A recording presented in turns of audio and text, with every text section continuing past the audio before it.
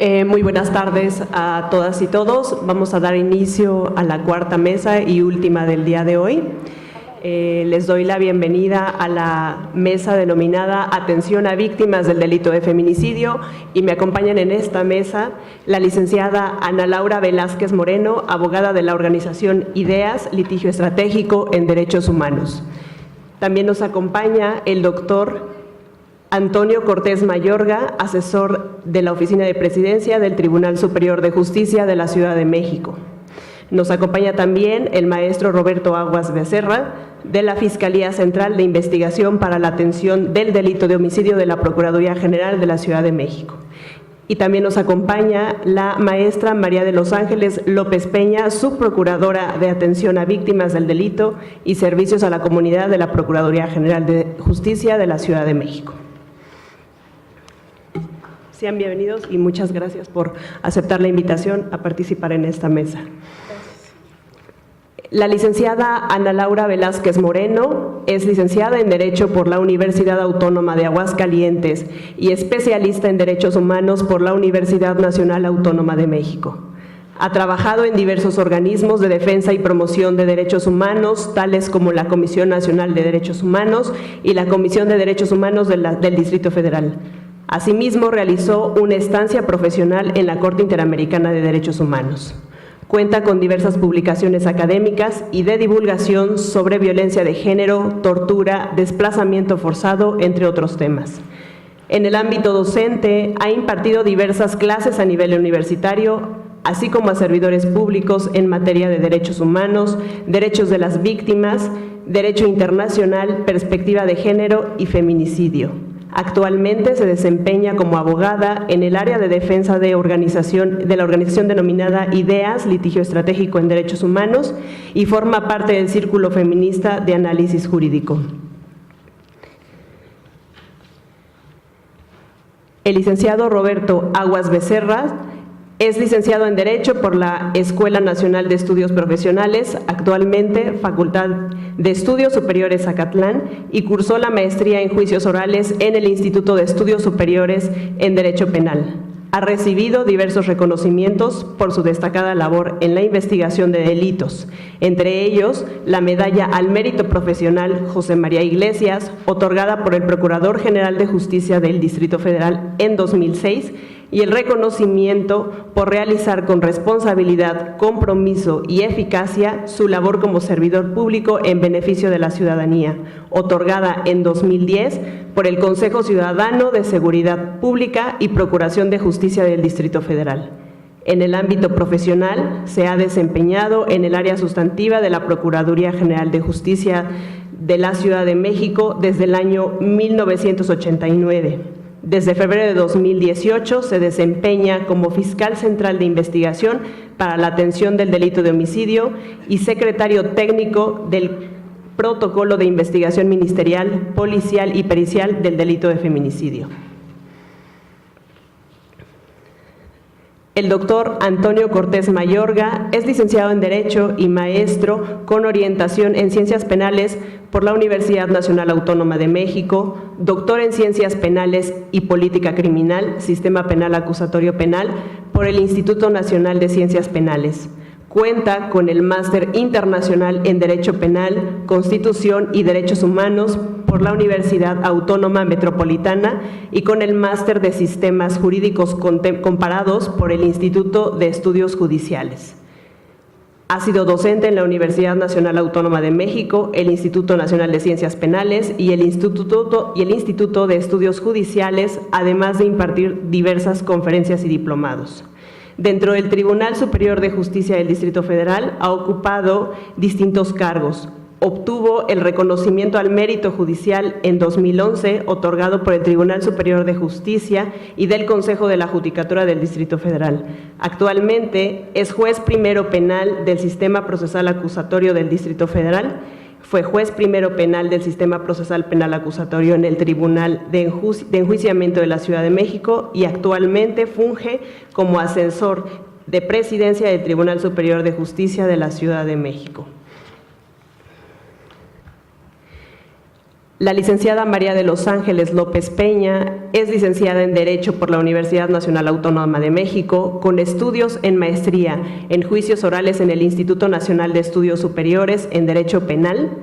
Se ha desempeñado en diversos cargos como titular en diversas áreas de la Procuraduría General de la Ciudad de México, en el Tribunal Superior de Justicia y en la Subsecretaría de Gobierno, todos de la Ciudad de México. Ha sido docente e instructora en materia jurídica penal en el Instituto de Formación Profesional de la Procuraduría General de Justicia de la Ciudad de México y ha recibido diversos reconocimientos por su gran trayectoria profesional en materia jurídica, como son: José María Iglesias, por parte de la Procuraduría General de Justicia del Distrito Federal, el reconocimiento doctor honoris causa por la Universidad Analista Constructivista de México, el reconocimiento doctorado honoris causa por el Colegio de Desarrollo e Investigación Profesional, reconocimiento doctorado honoris causa por el Instituto Mexicano de Victimología, y ha recibido la Gran Cruz de la Orden Victimal de San Felipe de Jesús por el Instituto Mexicano de Victimología. También el Premio Latinoamericano de Victimología y Auxilio a Víctimas del Delito Juan Fernández Albarrán por el Instituto Mexicano de Victimología y Cátedra Internacional del Derecho, Derechos Humanos, Derechos y Valores Victimales. Además, cuenta con más de 30 cursos en diversas instituciones públicas y privadas en materia jurídica y derecho penal. Cedo el uso de la palabra a la licenciada Ana Laura.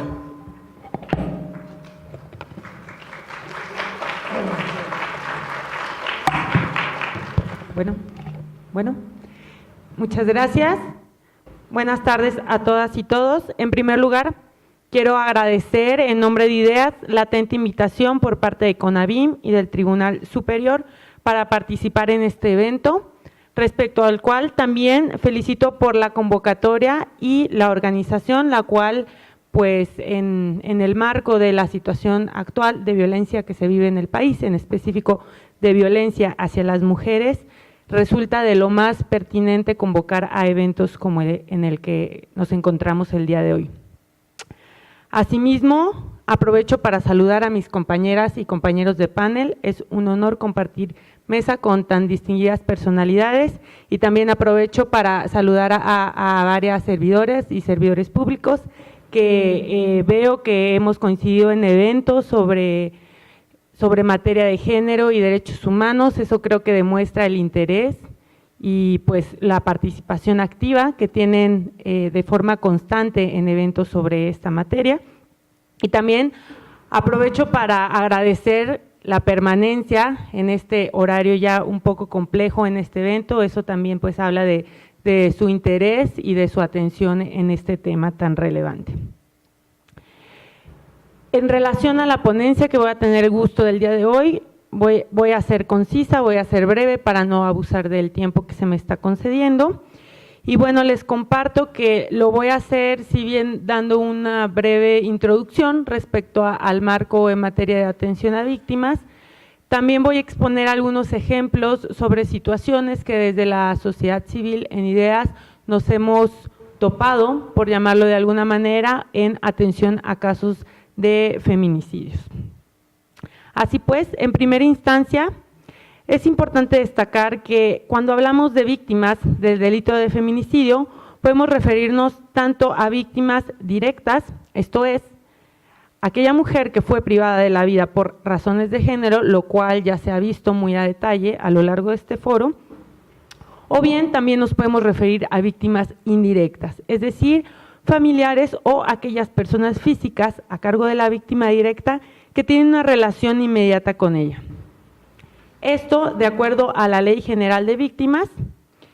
En ese sentido, y retomando el contenido de la ya referida Ley General de Víctimas,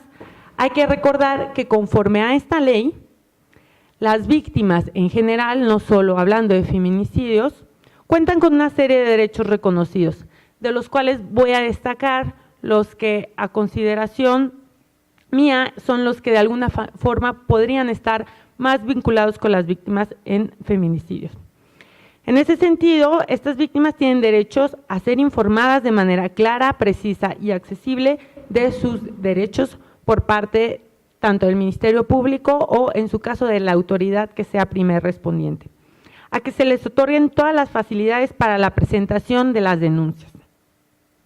a ser asesoradas y representadas dentro de la investigación y el proceso por un asesor o asesora jurídica, a impugnar ante la autoridad judicial la omisión o omisiones del Ministerio Público en la investigación de los delitos, a una investigación pronta y eficaz que lleve en su caso a la identificación y el enjuiciamiento de los responsables de violaciones a derechos en materia de derecho internacional y derechos humanos, así como a su reparación integral. También estas víctimas tienen derecho a una investigación pronta y eficaz, esta destacando que es considerada de la mayor relevancia, ya que esta investigación, en su caso, deberá llevar a la identificación y el enjuiciamiento de los responsables. En ese mismo sentido y en el marco del derecho que acabo de mencionar, las víctimas tienen derecho a conocer la verdad de lo ocurrido acerca de los hechos en que fue, en este caso, cometido el feminicidio, para lo cual la autoridad deberá informar los resultados de las investigaciones, a ser tratadas con humanidad y respeto de su dignidad y derechos humanos por parte de todos los servidores y servidoras públicas, a la verdad, a la justicia y a la reparación integral a través de recursos y procedimientos accesibles, apropiados, suficientes, rápidos y eficaces. Estas características que menciono por último, esto es, procedimientos accesibles, apropiados, suficientes, rápidos y eficaces, son también de la mayor relevancia en el marco de la atención a víctimas de feminicidios. Los mencionados son solo unos cuantos de los derechos previstos en la Ley General de Víctimas. Sin embargo, hay que recordar que los derechos de las víctimas se encuentran reconocidos no únicamente en este instrumento a nivel nacional, ya que tanto la Ley General de Víctimas como las legislaciones locales también en materia de víctimas reconocen una serie de derechos. Asimismo, la Constitución Política e incluso algunas leyes especiales, tal como la Ley General de Acceso a las Mujeres a una Vida de Violencia, reconocen derechos específicos en casos de feminicidios y de víctimas de feminicidio. De esta última, esto es de la Ley General de Acceso a las Mujeres a una Vida libre de violencia,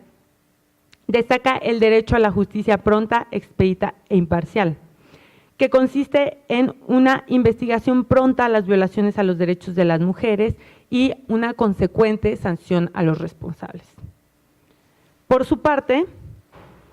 el modelo de protocolo latinoamericano de investigación de muertes violentas de mujeres por razones de género de Naciones Unidas señala en relación a los derechos de las víctimas que tanto víctima directa como indirecta tienen derecho a recibir por parte de las instituciones que conforman el sistema penal un tratamiento digno que les permita reivindicar su derecho a la justicia. Lo anterior está ligado a un acceso a un recurso judicial efectivo, por medio del cual se debe hacer real la participación individual o colectiva de las personas afectadas con el delito de las decisiones judiciales que las perjudican. Dicho protocolo, respecto a víctimas de feminicidios, señala que contar con garantías como el acceso a la justicia, la igualdad entre los tribunales, la defensa en el proceso, la imparcialidad e independencia de los tribunales y la efectividad de los derechos debe de ser predicable tanto para la víctima como para el acusado. De este modo, el debido proceso que involucra el principio de legalidad, el derecho a la defensa y sus garantías, así como el juez, deberá reconocer respecto a las víctimas y a las personas acusadas estos derechos. Ahora, cabe destacar que estos son solo algunos derechos que se reconocen en teoría, esto es, en un marco normativo vigente. Sin embargo, es importante hacer mención de algunas carencias que se han identificado en materia de atención a víctimas directas e indirectas en casos de feminicidio en particular. destacando que esto lo hago con un ánimo propositivo y como una invitación a la reflexión por parte de servidoras y servidores públicos encargados de dar atención a estos casos. Respecto a este tema, en su más reciente informe del 20 de julio de este año, el Comité CEDAW, en relación al rubro de violencia contra la mujer basada en el género, recomendó al Estado mexicano simplificar y armonizar los procedimientos para activar alertas tales como la alerta AMBER o bien el protocolo ALBA, que es el que se utiliza en casos de identificación, búsqueda y localización de mujeres desaparecidas, y esto con el objetivo, en el marco de este foro, de prevención de posteriores feminicidios que inician con casos de desaparición. Recomendó simplificar y armonizar estos procedimientos. Asimismo, recomendó adaptar la política y los protocolos para mitigar el riesgo de desaparición, feminicidio, tráfico humano de niñas y de mujeres. En este sentido, también el Comité CEDAW recomendó a la Comisión de Atención a Víctimas fortalecer el enfoque de género en sus actuaciones. Y en este punto quiero hacer mención que hablando, por ejemplo, del sistema de atención a víctimas a nivel local en la Ciudad de México, se considera que es un trabajo pendiente el de la implementación de la Ley de Víctimas de la Ciudad de México, así como la puesta en funcionamiento de su sistema de víctimas y de la Comisión de Víctimas local. Este es un tema pendiente, un tema de relevancia tanto para casos de feminicidio como para casos de atención a víctimas en general. Cabe destacar que desafortunadamente al día de hoy seguimos encontrándonos con casos de violencia institucional y revictimización en casos de feminicidios. A continuación voy a señalar algunos ejemplos que recientemente han sido documentados por IDEAS y en atención a la protección de las víctimas y a sus datos personales voy a omitir hacer referencias a nombres y demás datos con los que se pudieran identificar. Así pues, respecto al caso de una niña de 11 años que fue víctima de feminicidio, y también, hacer mención que los casos que documentamos son en toda la República, ninguno de estos es en la Ciudad de México, sin embargo, considero de lo más relevante hacerles del conocimiento estas desafortunadas prácticas que hemos documentado. Respecto al caso de una niña de 11 años, víctima de feminicidio,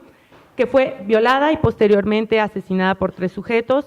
y finalmente fue encontrada totalmente descuartizada por su madre en un lote baldío cercana a su casa, se ha documentado lo siguiente.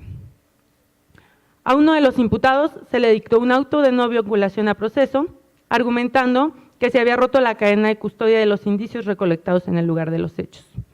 Esto demuestra una evidente falla en la capacitación de los operadores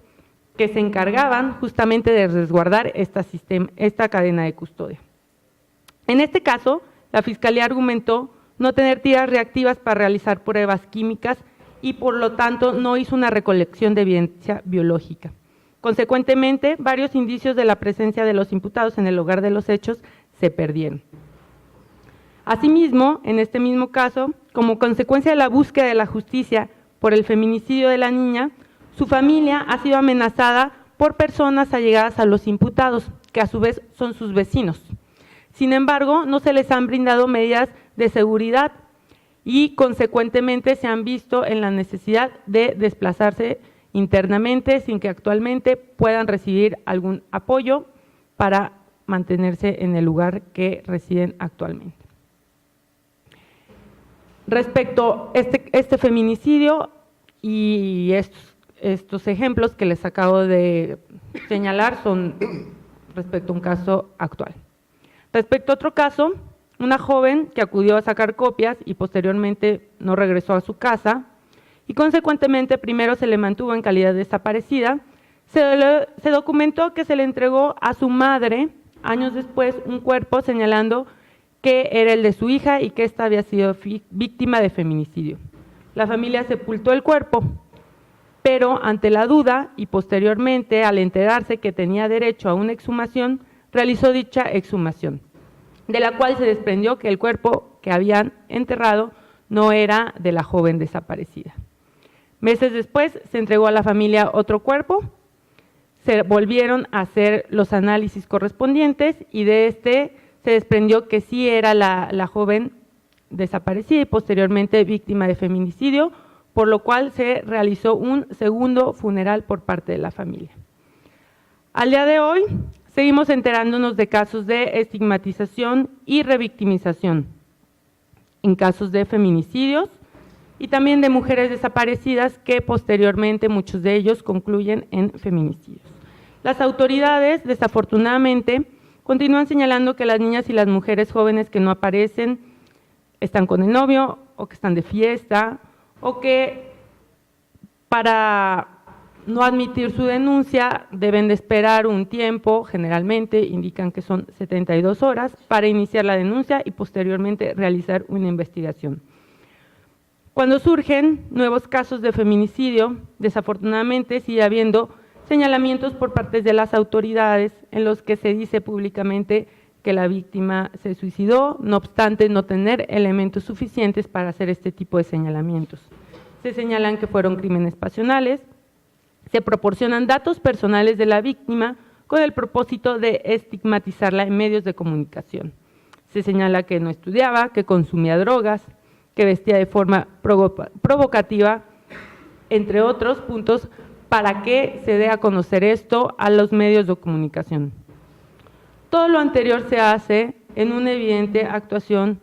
no solo desafortunada, sino también ilegal por parte de servidoras y servidores públicos, que tienen en sus manos precisamente la investigación y el consecuente acceso a la justicia en estos casos de feminicidio. Lo anterior se suma a otro fenómeno que tenemos documentado en la organización IDEAS. Quienes acuden normalmente a las instituciones públicas en búsqueda de justicia por mujeres víctimas de feminicidio son a su vez otras mujeres. Hablo de madres, hermanas, hijas, que han llevado este deber de cuidado que se le impone normalmente a las mujeres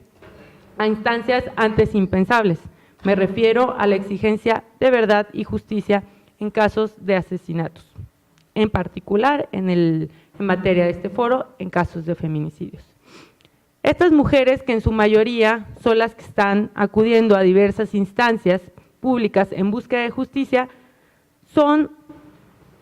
desafortunadamente en algunas ocasiones víctimas de violencia institucional. El peregrinar de una oficina a otra, diciéndoles que no son instancia competente, que deben de acudir a otra oficina, que ese no es horario de atención, ha tenido consecuencias como que en ocasiones pues se vean en la necesidad de desistir o perder sus trabajos o dejar a su familia de lado o incluso consecuencias a su salud física y emocional. Algunos de los testimonios que tenemos documentados en casos como este son: nos hacen sentir menos, nos quieren hacer sentir como si fuéramos unas ignorantes. Me han llegado a decir que mejor me quede en mi casa, que aún no hay avances en la investigación, que no vuelva hasta que me hablen. Hay otros testimonios en los que estas mujeres que están en búsqueda de la justicia por otras mujeres han manifestado que no piden estar aquí, que van a las instancias de procuración de justicia por necesidad y no por gusto. En este sentido, y haciendo un llamado a que se deje de ver a las víctimas como personas que están pidiendo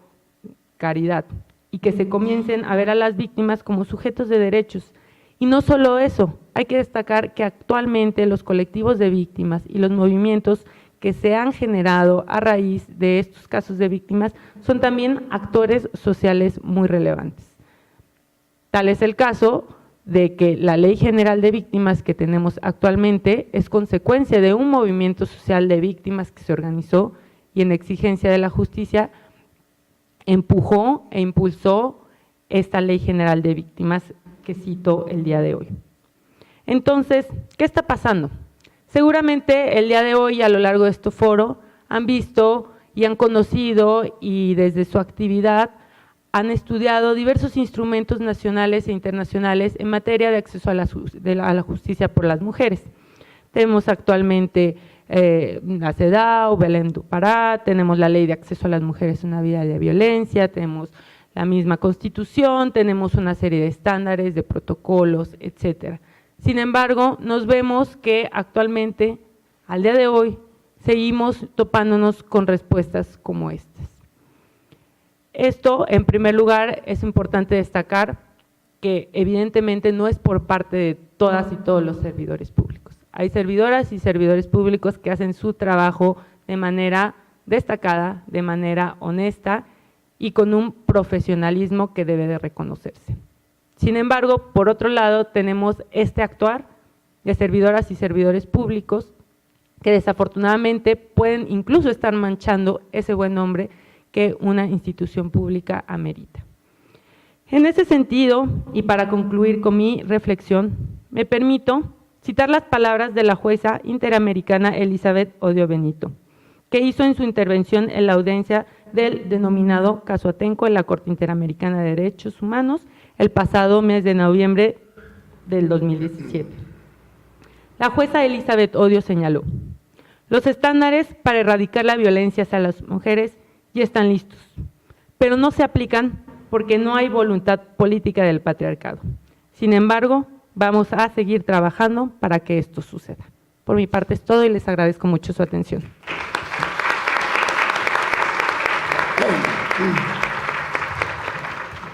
Muchas gracias, licenciada Velázquez. Les recuerdo que pueden hacer sus preguntas en los formatos. Las compañeras del tribunal y de CONAVIM están a los costados y les pueden entregar los formatos que necesiten.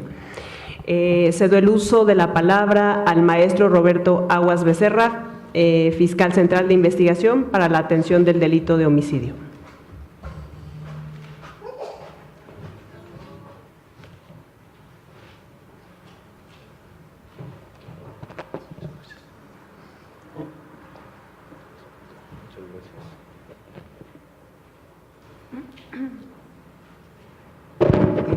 Muchas gracias. Buenas tardes a todas y cada uno de ustedes. Para mí es un gusto, un privilegio estar aquí en este tipo de foros. Aquí lo más importante considero yo, que no tanto es estar hablando de este tipo de delitos. Aquí lo más importante es la erradicación del mismo. Yo siempre llevo una premisa a través de casi 29 años en la Procuraduría, es el hecho: uno como hombre nació de una mujer y como tal debemos de respetar a la mujer, porque la mujer nos trajo a la vida. Entonces, si bajo esa premisa actuamos hoy y siempre, obviamente que vamos a tener que erradicar por completo el delito de feminicidio. Antes de entrar al tema que me corresponde, quisiera hablar un poquito en la forma como trabajamos nosotros en la Ciudad de México. Como titular de la Fiscalía Central de Investigación para la Atención del Delito de Homicidio, tiene como atribución de investigación del delito de homicidio doloso y feminicidio, para lo que se encuentra integrado por 5 agencias que conocen el delito de homicidio, en las que se integran las indagatorias para su prosecución y perfeccionamiento legal en razón de territorio, conforme a las 16 delegaciones que integran la Ciudad de México, de la siguiente forma. Nosotros tenemos una agencia A de investigación y en este tipo de agencia la compone Azcapotzalco, Coajimalpa, Gustavo Madero y Miguel Hidalgo. En la agencia B de investigación la compone Álvaro Obregón, Benito Juárez, Magdalena Contreras, Tláhuac y Venustiano Carranza. En la agencia C de investigación se encuentra Iztacalco e Iztapalapa. En la agencia D, Coyoacán, Cuauhtémoc, Milpalta, Tlalpan y Xochimilco. También tenemos un turno con detenido y sin detenido. Aquí se inician las carpetas o se reciben las carpetas de asuntos de cualquier demarcación con el objeto de integrar rápidamente esa carpeta Y aquí trabajamos también los oficios de colaboración que nos hacen llegar de otras entidades federativas y de procuradores y fiscalías. La más importante que tenemos allá en la Fiscalía se encuentra integrada por la Agencia Especializada de Investigación para la Atención del Delito de Homicidio Doloso en agravio de mujeres y personas con orientación o preferencia sexual y por identidad o expresión de género y feminicidio. Esta área inicialmente fue creada mediante el acuerdo A02/2010 del señor Procurador General de Justicia de la Ciudad de México, competente para la investigación de homicidios dolosos en agravio de mujeres, personas con orientación o preferencia sexual distinta a la heterosexual y aquellos que presuntamente se hayan cometido por identidad o expresión de género. Esta es una agencia especializada exclusivamente para este tipo de investigaciones. Siendo el caso que en cumplimiento a las obligaciones internacionales respecto a que el Estado mexicano está obligado a desestructurar la violencia en contra de las mujeres e incorporar la perspectiva de género en las investigaciones, fue así que en el año 2011 se creó el tipo penal de feminicidio, previsto en el artículo 148 bis del Código Penal para esta entidad federativa,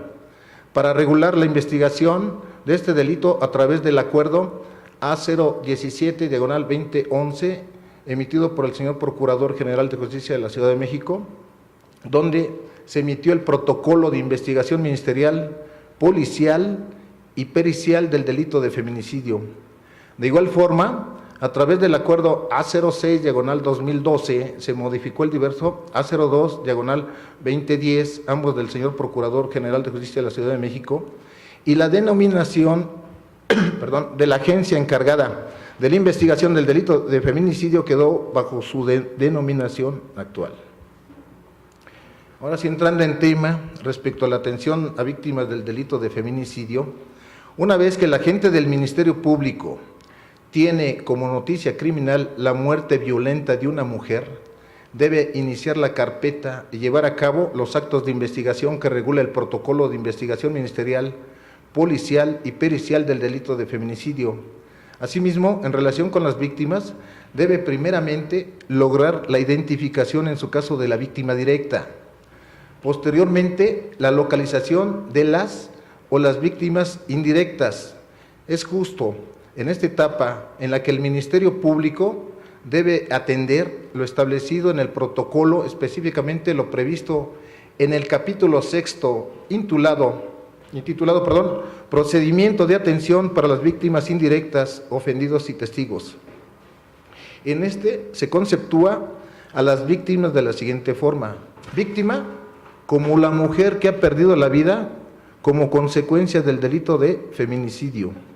Víctima indirecta, a los familiares de la víctima, así como a las personas que tengan o hayan tenido relación o convivencia con la misma en el momento de la comisión del delito. La Ley General de Víctimas, en su artículo 4, las denomina en los siguientes términos: víctimas directas,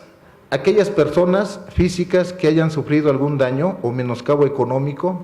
físico, mental, emocional o en general cualquiera puesta en peligro o lesión a sus bienes jurídicos o derechos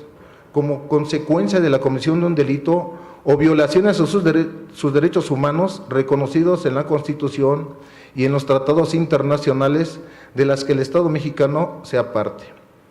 Víctimas indirectas, los familiares o aquellas personas físicas a cargo de la víctima directa que tenga una relación inmediata con ella. Asimismo, la Ley de Víctimas para la Ciudad de México, en su artículo 2, las denomina en los siguientes términos: víctima directa, personas físicas y colectivo de personas que hayan sufrido algún daño o menoscabo económico, físico, mental, emocional o en general cualquier puesta en peligro o lesión a sus bienes jurídicos o derechos como consecuencia de un hecho victimizante. Víctima indirecta, familiares o aquellas personas físicas dependientes de la víctima directa que tengan una relación inmediata con ella. Una vez identificadas las víctimas indirectas, por imperativo del artículo 109 del Código Nacional de Procedimientos Penales, la representación social tiene, entre otras, como obligaciones fundamentales las siguientes: informar a las víctimas indirectas los derechos que en su favor reconoce la Constitución. Sabemos perfectamente dónde se encuentran estas, en su artículo 20, apartado C, constitucional. Facilitar el acceso a la justicia. Informarles sobre su derecho a ser atendidos por personal del sexo que elijan. Recibir atención médica y psicológica de urgencia, así como asistencia jurídica a través de su asesor jurídico. El asesor jurídico, de acuerdo al numeral 110 del código antes mencionado, es una persona licenciada en Derecho o abogado titulado y que se tendrá la obligación de orientar, asesorar o intervenir legalmente en el procedimiento penal en representación de la víctima u ofendido, y lo hará en cualquier etapa del procedimiento. Sin embargo, el asesor jurídico solo podrá promover lo que previamente informe a su representado, y éste intervendrá en igualdad de condiciones que el defensor. Aclarando que el asesor jurídico depende del Centro de Investigación Victimológico y de Apoyo Operativo, que es el CIVA, de la Dirección General de Víctimas, dependientes de la Subprocuraduría de Atención a Víctimas del Delito y Servicio a la Comunidad de la Procuraduría General de Justicia de la Ciudad de México. Acceder a la justicia de manera pronta, gratuita e imparcial. Si el agente del Ministerio Público identifica que las víctimas indirectas se encuentran en alguna situación posible riesgo o peligro para su seguridad, se le implementan las medidas de protección por considerar que su integridad física se encuentra en riesgo. Por ello, el representante social solicita a la Secretaría de Seguridad Pública de la Ciudad de México la implementación del Código Águila, ello en función de que el artículo 7º, fracción 7ª de la Ley General de Víctimas establece lo siguiente. A lo mejor algunos de ustedes son de otras entidades federativas, no saben lo que es un Código Águila. Aquí se genera un oficio al secretario de Seguridad Pública haciéndole conocimiento que esta víctima se encuentra en peligro en su integridad o en su vida, y como consecuencia se le genera ese oficio y se le ordena una vigilancia permanente a esa víctima, que constantemente estén yendo los policías a su domicilio para efecto de que no tenga el posible agresor acceso a la víctima. Es el Código de Atención Ciudadana o Código Águila en la Ciudad de México. Ese artículo 7º establece para ello el representante social le genera ese oficio al secretario de Seguridad Pública y se establecen los derechos de las víctimas que prevé la presente ley en su carácter enunciativo, y deberán ser interpretados de conformidad con lo dispuesto en la Constitución, los tratados y las leyes aplicables en materia de atención a víctimas, favoreciendo en todo tiempo la protección más amplia de sus derechos. Y por su parte, el mismo artículo en su fracción 8ª establece a la protección del Estado, incluido de bienestar físico y psicológico, y la seguridad del entorno con respecto a la dignidad, privacidad de la víctima, con independencia de que se encuentren dentro de un procedimiento penal o de cualquier otra índole. Lo anterior incluye el derecho a la protección de su intimidad contra injerencias ilegítimas, así como derecho a contar con medidas de protección eficaces cuando su vida o su integridad personal o libertad personal sean amenazadas o se hallen en riesgo en razón de su condición de víctima, ya que el ejercicio de sus derechos. Asimismo, una de las obligaciones primordiales del agente del Ministerio Público es la de recabar los elementos necesarios que determinen el daño causado por el delito y la cuantificación del mismo para los efectos de su reparación. Es así que las víctimas indirectas tendrán derecho a la reparación del daño durante el procedimiento en cualquiera de las formas previstas en el Código Nacional de Procedimientos Penales, garantizándose o restituyendo derechos a las víctimas, entre otros, con providencias precautorias contempladas en el artículo 138 del mencionado Código Nacional, tales como el embargo de bienes y la inmovilización de cuentas y demás valores que se encuentren dentro del sistema financiero. Para garantizarle a una víctima indirecta el delito de homicidio o feminicidio el pago de la reparación del daño, puede hacerse a través de la sustanciación del juicio mediante el cual el tribunal de enjuiciamiento condenará al pago de la reparación del daño conforme al monto demostrado por la representación social o incluso de una forma de terminación anticipada del proceso, como lo es el procedimiento abreviado, en el cual la víctima tiene un papel importante para que se lleve a cabo, ya que si la víctima se opone a esta forma de terminación anticipada, aun y cuando el imputado admita su responsabilidad en los hechos y haya renunciado expresamente al juicio oral, no se llevará a cabo, ya que, como bien lo señala el artículo 201 del Código Nacional de Procedimientos Penales, para que se lleve a cabo el procedimiento abreviado no debe existir oposición de la víctima, pero acreditando que no se le ha garantizado la reparación del daño. Así también, el sistema de auxilio a víctimas brinda a las víctimas atención interdisciplinaria en las siguientes ramas: en lo social, médica, psicológica y jurídica, que en el caso de víctimas de homicidio y feminicidio lo hace a través del Centro de Apoyo Sociojurídico a Víctimas del Delito Violento, por sus siglas ADEVI, dependiente de la Subprocuraduría de Atención a Víctimas del Delito y Servicio a la Comunidad, por lo que es indispensable que las víctimas indirectas acudan a las terapias psicológicas que brinda la ADEVI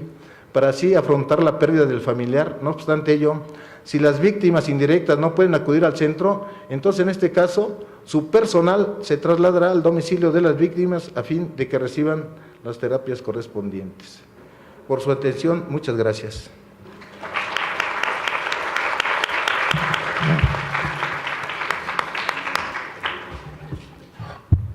Muchas gracias. Le cedo el uso de la palabra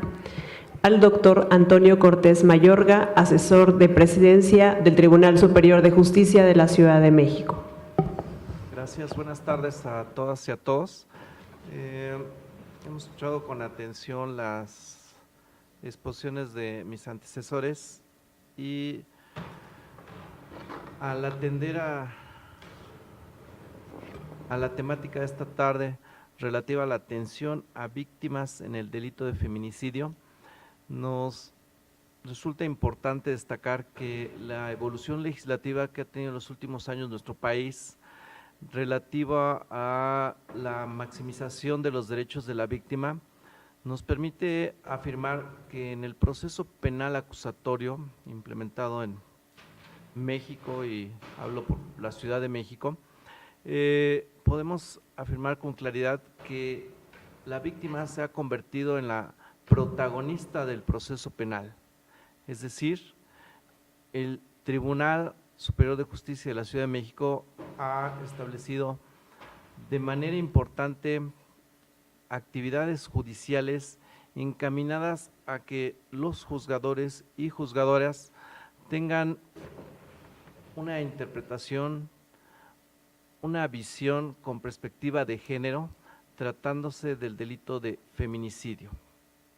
Al respecto, y puntualizado esta afirmación que he advertido en la implementación del sistema acusatorio y de esta colocación de la víctima en este sistema de justicia, podemos a continuación, y simplemente puntualizando lo que hasta esta tarde hemos escuchado, es muy importante que el legislador nacional haya aterrizado del derecho internacional de los derechos humanos la conceptualización de víctima directa, víctima indirecta, e inclusive de acuerdo a la Ley General de Víctimas, víctima potencial. Ya no repetiré en este momento esta distinción, pero ¿por qué sí es importante que del derecho internacional de los derechos humanos se haya incorporado a nuestro derecho local esta distinción? Bastaría simplemente señalar que en la víctima directa, en el delito en estudio, pues es esa mujer que ha sido privada de la vida y que alrededor de esa mujer se encuentran sus familiares. Hemos escuchado esta tarde madre, padre, hijas, hermanas, entre otros, y que esa víctima indirecta es la que precisamente tiene el derecho a recibir un trato digno por parte de la autoridad. En esta tesitura podemos establecer esta tarde que que el legislador local ha establecido una serie de mecanismos que, acorde al derecho internacional al que me he referido, ha colocado en nuestro ámbito nacional estos derechos en favor de las víctimas. Me gustaría simplemente citar dos documentos de carácter internacional de los cuales el Estado mexicano ha recogido, como la Declaración sobre los Principios Fundamentales de Justicia para las Víctimas del Delito y del Abuso de Poder de la Asamblea General de Naciones Unidas de 29 de noviembre de 1985, en el que empieza a retomar estos conceptos que esta tarde han enunciado mis antecesores, así como otro documento de carácter internacional como es la Resolución 2005/35, emitida el 19 de abril de 2005 por la Comisión de Derechos Humanos de la Organización de Naciones Unidas respecto a los principios y directrices básicos sobre el derecho de las víctimas de violaciones manifiestas de las normas internacionales de derechos humanos y de violaciones graves del derecho internacional humanitario a interponer recursos y obtener reparaciones. Estos dos documentos de los cuales esta tarde me he permitido citar es el preámbulo para que, acorde a la serie de disposiciones constitucionales y legales que en nuestro país se han emitido, el órgano legislador los haya aterrizado a la legislación tanto general como local, y de las cuales en un momento más me referiré. Inclusive en estos sustentos que referí hace unos momentos, podemos, desde los años que hice referencia, 1985, ya esta distinción entre víctima directa e indirecta. Al respecto, y a nivel constitucional, en la evolución legislativa que ha tenido los derechos de la víctima, tenemos que el artículo 20 constitucional, a partir de la distinción que hizo en la reforma de 2008, al dividir en tres apartados los principios del proceso penal acusatorio, los derechos del imputado y finalmente los derechos de la víctima, en el apartado C, establece una serie de prerrogativas que, sin distinción, ha establecido de manera integral en favor de las víctimas, de los cuales en este momento me voy a permitir profundizar y desentrañar por qué la naturaleza de estos derechos para atender a la atención de las víctimas en el delito de feminicidio. Al respecto, esta tarde me permitiré hablar en primer término del derecho de acceso a la justicia. Derecho de acceso a la justicia en favor de la víctima, en relación a que el derecho de la víctima que se le imparta justicia es el punto de inicio y de referencia respecto al cúmulo de derechos, sobre todo procesales, de los que debe gozar la víctima del delito. Este derecho de acceso a la justicia viene en un reenvío del artículo 17 de la Constitución, que establece que la justicia debe ser proporcionada a toda persona sin establecer distingo, y establece tres características principales: que esa impartición de justicia por parte de los órganos del Estado debe ser pronta, completa e imparcial. Refiriéndome en estos tres grandes rubros a que la Constitución ha retomado, en esa prontitud, siempre y cuando se respeten los plazos establecidos en nuestra ley y de los que de manera razonable deban protegerse los bienes jurídicos, en el caso particular la vida, y que se busque el justo equilibrio entre la celeridad necesaria y el tiempo suficiente para la mayor certidumbre en las determinaciones de los tribunales. Es decir, la Constitución establece plazos máximos para que los asuntos sean resueltos, y en ese acceso a la justicia también otra de las características es que la justicia será completa solo si se posibilitan a los actores los medios necesarios para el ejercicio de los derechos que la ley otorga. Es decir, tendrá que ser de manera integral este acceso a la justicia en favor de las víctimas, y en el caso particular por lo que hace a víctimas indirectas del delito de feminicidio. Otra característica en esta impartición de justicia deberá ser imparcial, es decir, en la estructura que tiene el Estado mexicano, acorde a la teoría de la división de los poderes. Recientemente escuchábamos el día de ayer esa prohibición a la intromisión de otro poder al poder judicial. Los jueces tienen autonomía e independencia para emitir sus resoluciones. Al conjugar estos tres conceptos de una justicia pronta, expedita e imparcial, es como se conjuga el derecho de acceso a favor de las víctimas. Siguiendo con este análisis y simplemente como referencia para que nos ubiquemos en esta contextualización que ha realizado el órgano legislativo, estos rubros se pueden advertir en los puntos 4, 5 y 6 de la Declaración sobre los Derechos y Principios Fundamentales de Justicia para las Víctimas del Delito, de los cuales simplemente los doy como referencia para que nosotros en este contexto ubiquemos que este derecho internacional de los derechos humanos ha sido integrado a nuestro derecho local.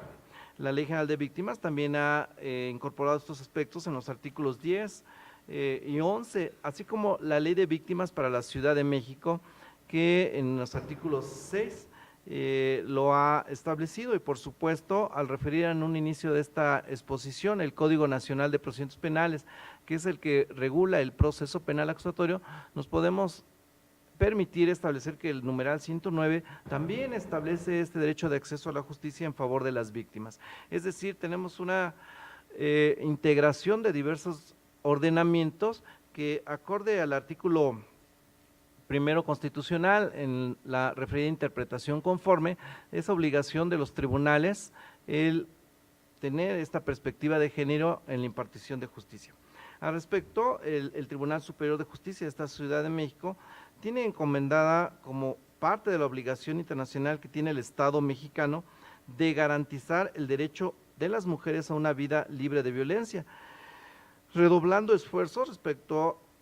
a esta importante labor en el ámbito jurisdiccional que trasciende, como lo he referido, en juzgar con perspectiva de género. Me permitiré citar simplemente como referencia un criterio del Poder Judicial de la Federación relativa al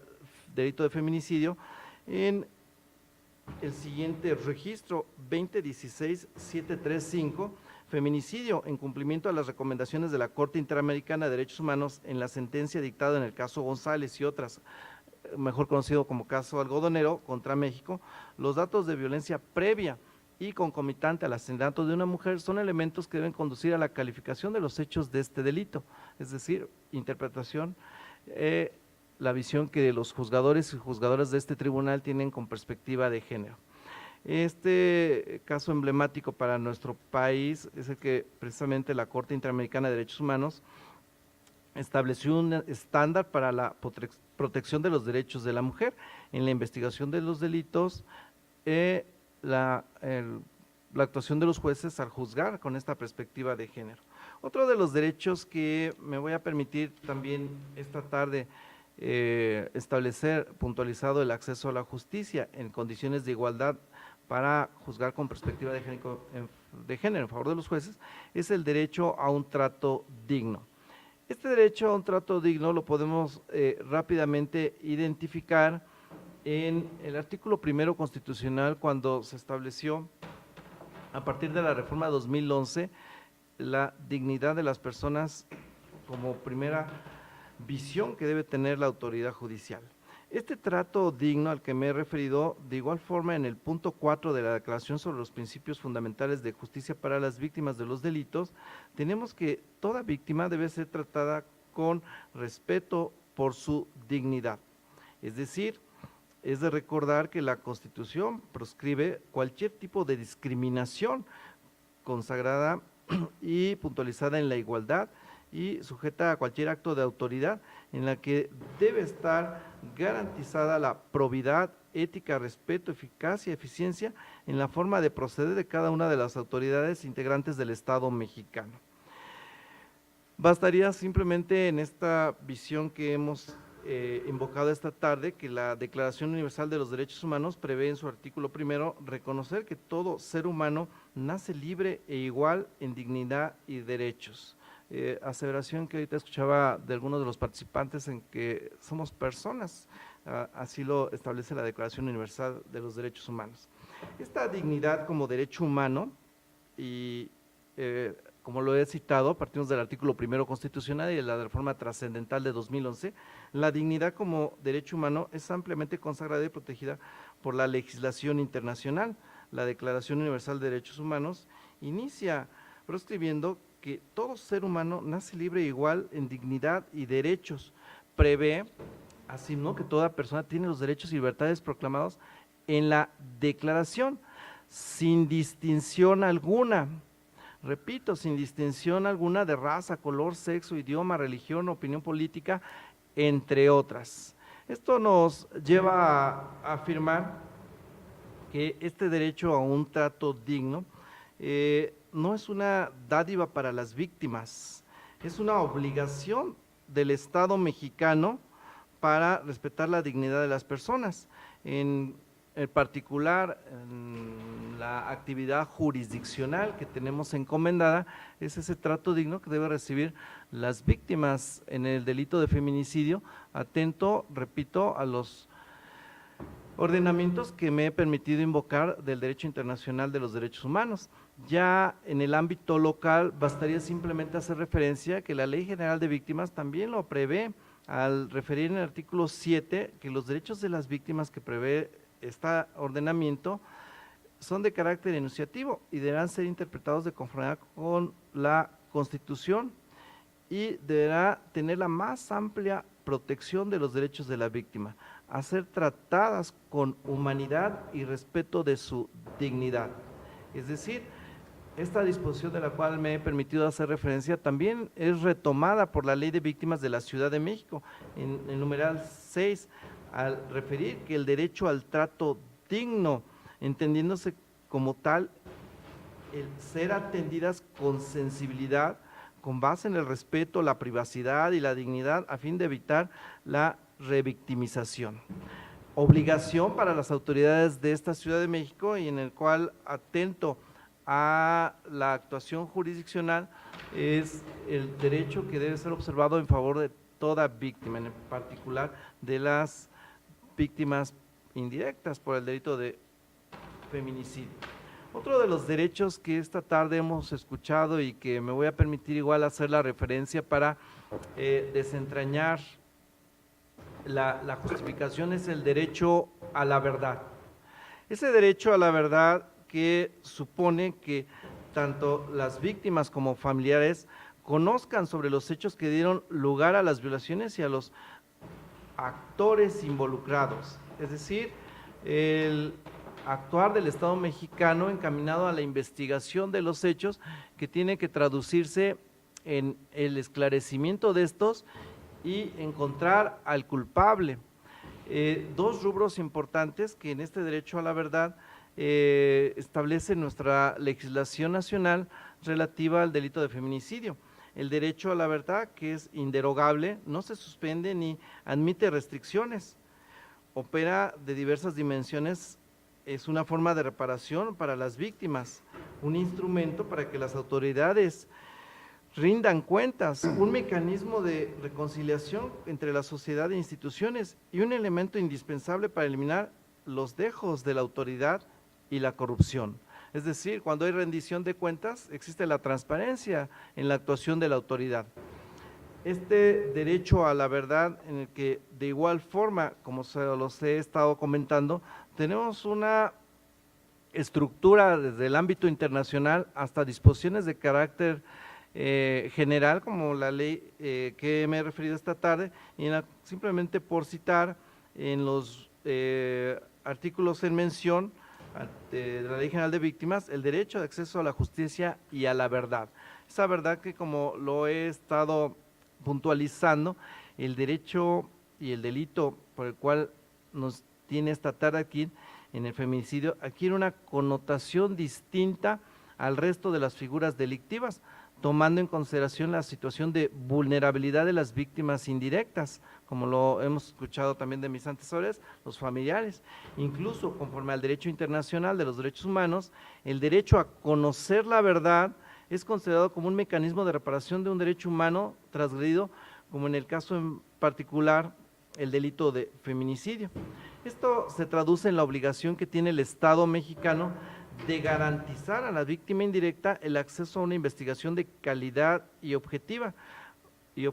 así como la sanción a los culpables mediante la imposición de una sanción, es decir, a través de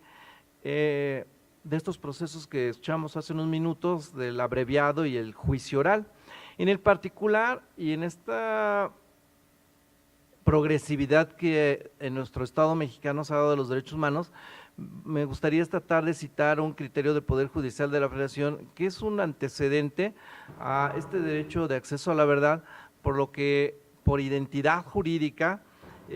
me parece que poco a poco va a ir abonando en otros delitos como el que hablamos esta tarde, el feminicidio. Y el criterio que menciono a continuación es el registro 2016-836 relativo al delito de secuestro agravado. Voy a permitirme simplemente invocar el rubro en el que se establece. Secuestro agravado: si se concede al imputado el amparo liso y llano por no acreditarse ni aún de manera indiciaria su responsabilidad en la comisión de dicho delito, atento a que los familiares del secuestrado tienen derecho a conocer con certeza, lo sucedido en relación con su desaparición, procede a ordenar en el fallo protector la implementación de las medidas necesarias para la continuación de la investigación y la realización de las gestiones conducentes para su locación. Es decir, ya se empiezan poco a poco a establecer criterios en el que no simplemente el establecer un fallo protector de manera lisa y llana en la justicia federal trae como consecuencia que ese asunto quede simplemente para estadística. Es válido el ordenar a la autoridad investigadora continúe con ese desarrollo de las líneas de investigación y se llegue a esclarecer los hechos y lograr castigar al culpable, uno de los fines del proceso acorde a los principios del artículo 20 constitucional. Otro de los derechos que me parece importante resaltar esta tarde es el derecho a la asesoría jurídica o a recibir asesoría jurídica. Al respecto, en nuestro país, a partir de la reforma de 2008, se ha implementado una figura novedosa que ya algunos estados, por ejemplo Tabasco, hace 20 años por lo menos ya tenía, que es la figura del asesor jurídico, en donde este asesor jurídico cobra una relevancia fundamental en el desarrollo del procedimiento, refiriéndome desde la formulación de la denuncia por parte de las víctimas indirectas o cualquier otra persona hasta que se emite el fallo y en su momento la sentencia definitiva en un proceso penal. El asesor jurídico, sujeto procesal encargado de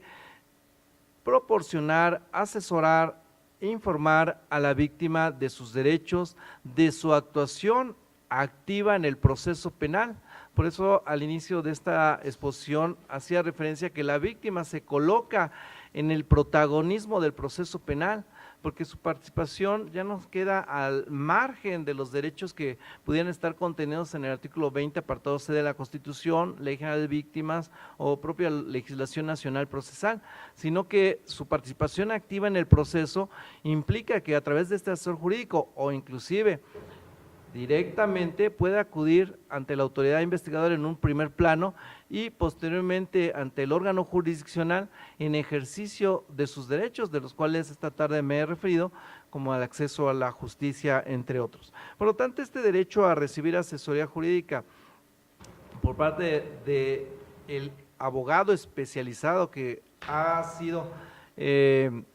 integrado a nuestro proceso penal como el asesor jurídico, es la oportunidad del Estado mexicano para garantizar el derecho a recibir la asesoría jurídica, figura que en nuestra Ciudad de México está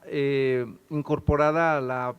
Fiscalía Local y en que esta actuación del asesor jurídico no es un acompañamiento hacia el fiscal, sino su labor es autónoma, independiente y, repito, en garantizar los derechos de la víctima. Finalmente, esta tarde me gustaría simplemente para concluir, citar y explicar otro de los derechos que resulta de suma importancia en favor de la víctima, el derecho a la reparación del daño. Aspecto que desde el ámbito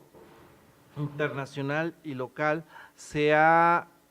fortalecido para establecer a nivel constitucional que emitida una sentencia de condena, la autoridad judicial no podrá absolver de la reparación del daño. Es decir, al emitirse un fallo de condena por parte del juzgador, tendrá como consecuencia directa que también podrá, más bien, deberá condenar a la reparación del daño. Esta reparación del daño como un derecho para las víctimas en nuestra Constitución, lo podemos contemplar en el artículo 20, al referir este derecho que tiene a favor la víctima, y en que, de acuerdo también a las directrices que he citado de Derecho Internacional en la Declaración sobre los Principios Fundamentales de Justicia para las Víctimas, en su punto 4 establece este derecho en favor de las víctimas a una pronta reparación del daño, que esta pronta reparación del daño al cual se refiere el documento al que he citado, deberá ser plasmado en las resoluciones judiciales en las que los juzgadores y juzgadoras tendrán la obligación de establecer el quantum de esa reparación del daño, y que inclusive la legislación nacional procesal ha establecido que en caso de que no se encuentre cuantificado al momento de emitir el fallo y la sentencia, sea en un procedimiento abreviado o en un juicio oral, podrá condenarse de manera genérica, y en la etapa de ejecución ante un juez de ejecución perteneciente al Poder Judicial local, se cuantificará esa reparación del daño. Por lo tanto, este derecho último de que esta tarde me voy a permitir comentar con ustedes, me parece que en la evolución que ha tenido y en la obligación que tienen los juzgadores y juzgadoras de este tribunal, y del cual estamos muy con la convicción de pronunciarnos y de tener esta visión de perspectiva de género en el delito de feminicidio, da lugar a establecer esta condena en reparación del daño, y que inclusive como esta tarde por identidad de género, identidad jurídica mejor dicho, he referido citar una tesis por lo que hace al delito de secuestro, bastaría dejar simplemente en la mesa que así como se ha legislado en delitos como secuestro, trata de personas,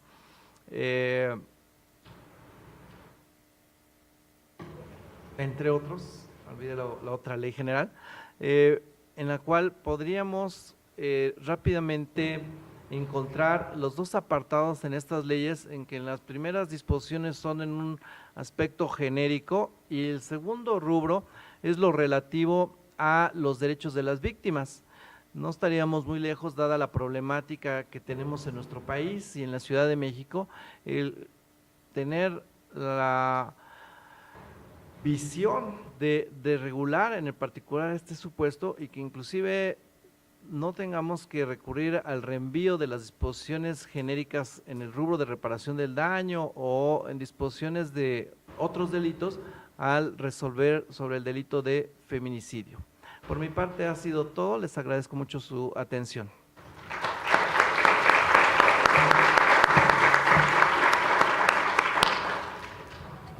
Muchísimas gracias por su participación. Cedo el uso de la palabra a la maestra María de los Ángeles López Peña, su procuradora de atención a víctimas de delito y servicios a la comunidad de la Procuraduría General de Justicia de la Ciudad de México.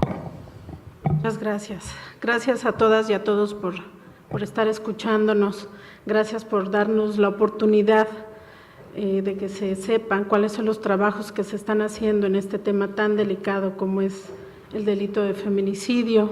Sé que han estado mucho tiempo sentadas y sentados aquí. Trataré de ser breve. Voy a obviar todo el tema ya del marco jurídico. Voy a obviar el tema de qué es el delito de feminicidio,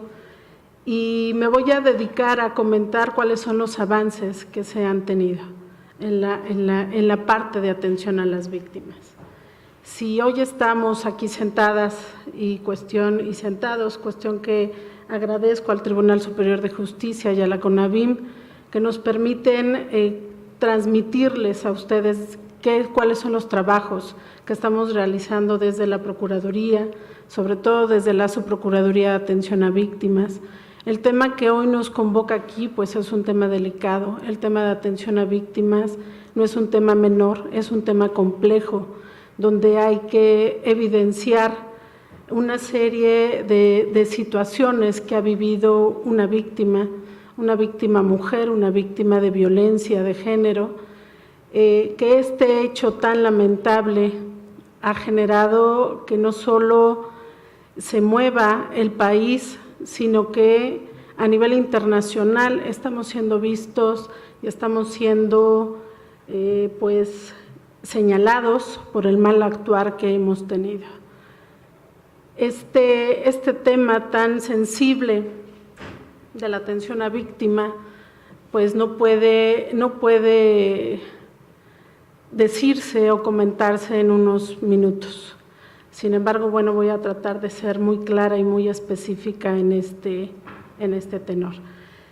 Como ya se ha dicho, la Procuraduría pues cuenta con un protocolo de investigación. En este protocolo también se nos faculta a esta Subprocuraduría de Atención a Víctimas para dar a través del centro de ADEVI, que es el de apoyo a personas de víctimas de delito violento, una serie de derechos que tiene la víctima. Comentar también que pues este protocolo está siendo modificado desde el año pasado. Hemos estado en varias mesas de trabajo a nivel Ciudad de México para modificar este protocolo. Esta alerta de género hoy nos permite movernos de forma diferente para que justo estos instrumentos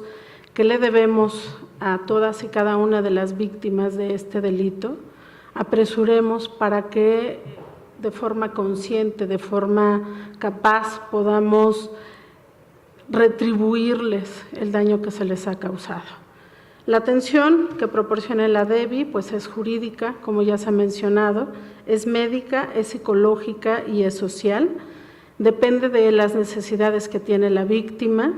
y la participación de la víctima en el procedimiento penal. Esta atención social es para obtener servicios funerarios a bajo costo, hospedaje, traslados al lugar de origen, entre otros muchos tantos. El tema de la atención médica es una valoración médica, es una canalización a algún hospital público y las demás que se deriven de las necesidades de la propia víctima. La atención psicológica deriva en una atención en crisis, psicoterapia breve y de urgencia. La atención jurídica va a una orientación y hay una designación de asesor jurídico, de personal de asesores y asesoras jurídicas. El día de hoy la Procuraduría cuenta con 250 asesores y asesoras jurídicas, forman y se están especializando. El día de hoy tenemos más de 600 horas de formación. De comentarles y decirles que somos la única Procuraduría a nivel nacional que cuenta con este número de asesores jurídicos y no son suficientes. Lamentablemente, para esta ciudad en donde transitamos más de 20 millones de personas, no son suficientes 250 asesores jurídicos. Quiero decirles el esfuerzo enorme que se hace a través de esta Procuraduría para que ellos y ellas estén capacitadas constantemente. Tenemos también una dictaminación pericial en materia de psicología victimal, que es para acreditar que existe un daño psicoemocional. Se elabora a solicitud del Ministerio Público, por escrito, y justo para solicitar la reparación del daño, como ya lo han expresado mis compañeros y compañeras. Derivado de esta alerta de violencia de género, que pues nos ha sacudido a todos y todas los servidores públicos de esta Ciudad de México, que de alguna u otra forma, en forma muy personal lo agradezco porque nos ha permitido movernos de forma diferente, porque ha permitido que muchos y muchas servidores públicos tengamos una visión diferente de lo que es este tema de violencia de género, que nos obliga a prepararnos y capacitarnos de forma diferente para poder cumplir únicamente con la responsabilidad que tenemos al asumir el cargo que tenemos. Derivado de esta mesa de trabajo interinstitucional para dar seguimiento a los casos de muerte violentas, con la experiencia de casi 30 años de la institución en la atención a víctimas, se ha transitado de un modelo asistencialista a otro restitutorio. Este último no solo abarca la atención del Estado en materia de salud, como es psicológica y médica, social, apoyos en niveles de primarios y de supervivencia y desarrollo, acorde con los derechos económicos, sociales y culturales, así como jurídicos,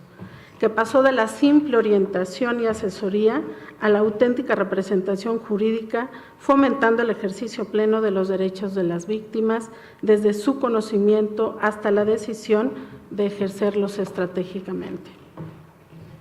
El objetivo de un plan integral es diseñar estrategias y acciones de atención, asistencia y apoyo de tipo integral y multidisciplinario con enfoque diferencial para las víctimas. Este plan se desarrolla y se está desarrollando y se ha implementado en la Procuraduría. No tiene mucho tiempo. Esta alerta nos permite hoy implementarlo de forma diferente. Y en su primera fase, lo que se hace desde la DEVI cuenta con 3 fases, y en esta primera fase lo que se hace es que, acorde con la Ley de Víctimas de la Ciudad de México y el Protocolo de Investigación Ministerial, Policial y Pericial del delito de feminicidio, la intervención de la célula multidisciplinaria especializada en atención inmediata y de primer contacto de feminicidios está conformada por una persona profesional en trabajo social, una psicóloga y una persona capacitada en derecho. Esto es, un asesor o una asesora jurídico. Todas ellas con un alto nivel de empatía y sensibilidad hacia las víctimas. La intervención de la célula es de suma relevancia, ya que ésta garantizará la detección inmediata de las necesidades prioritarias de las víctimas. Es decir, cuando nosotros nos presentamos a través de esta célula a la agencia, precisamente a la agencia de feminicidio, es cuando brindamos esta atención a las víctimas directas. Esta segunda fase es una atención coordinada, donde una vez identificadas, focalizadas e individualizadas las necesidades de las víctimas de feminicidio, por parte del personal de la célula especializada de atención a víctimas, se requiere que las medidas de ayuda inmediata sean proporcionadas por todas las dependencias e instituciones competentes de manera coordinada, en el marco de lo dispuesto por la Ley General de Víctimas en su artículo 7º que ya se ha mencionado y de la Ley de Víctimas de esta Ciudad de México. Con este seguimiento jurídico de la asesoría en las fases de investigación inicial y complementaria, en la intermedia y en el juicio oral. Esta coordinación con todas las instituciones de la red del Gobierno de la Ciudad de México se conforma de las siguientes especialidades: atención psicológica de urgencia, atención en salud, atención en medidas de seguridad, educación, asistencia y asesoría jurídica y otras que aporten y otorguen apoyos sociales, como son la Secretaría de Desarrollo Social. En su fase 3, que es de seguimiento, al igual que la detección inmediata de las necesidades de las víctimas, es importante el seguimiento de manera permanente de cada uno de los casos de feminicidio. Esta fase de seguimiento es una parte muy importante, es una parte que incluso le ha sido muy criticada a la Procuraduría, a quienes prestamos este servicio, porque las víctimas precisamente han manifestado que no damos este seguimiento a los asuntos que les competen. Como parte inherente a las medidas de ayuda inmediata, de asistencia, atención e inclusión, y como parte relevante en cumplimiento a las medidas de no repetición que se adoptan para las víctimas, para que no vuelvan a ser objetos de hechos victimizantes y que contribuyan a prevenir o evitar la repetición de actos de la misma naturaleza.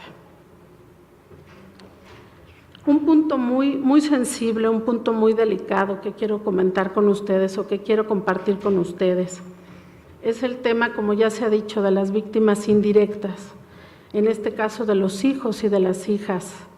de estas mujeres que perdieron la vida, de estas mujeres que fueron privadas de la vida, donde pues el agresor es precisamente el padre de estos niños y estas niñas, de estos adolescentes, de estos adultos jóvenes también. Un tema que nos obliga a trabajar de forma diferenciada en la Procuraduría General de Justicia de esta Ciudad de México. Hemos trabajado no solo a petición de quienes conforman las organizaciones civiles que han propuesto la alerta de género, hemos trabajado ya desde hace algún tiempo para trabajar con los hijos y las hijas que quedan en orfandad sobre todo.